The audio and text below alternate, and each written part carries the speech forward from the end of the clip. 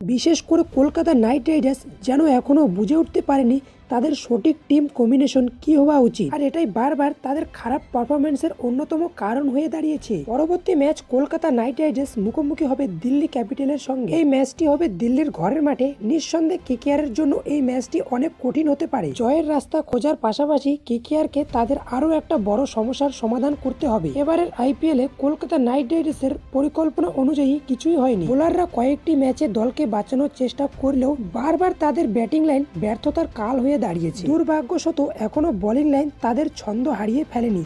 Sunil Narine, Varun Chakraborty থাকা সত্ত্বেও যদি সেই বোলিং লাইন আপ কার্যকর না হয় তাহলে সেটার চেয়ে বড় ধাক্কা আর বলার অপেক্ষা রাখে না। কলকাতার সবচেয়ে বড় সমস্যা হলো সঠিক একাদশ নির্ধারণের ব্যর্থতা, আর এই মুহূর্তে তাদের খেলোয়াড়দের নিয়ে নিশ্চিত সিদ্ধান্তে পৌঁছানো জরুরি। কে কোন ভূমিকায় থাকবে তা স্পষ্ট হওয়া দরকার। তোমাদের কি মনে হয় কেকেআর ভার্সেস দিল্লির ম্যাচটি কে জিতবে?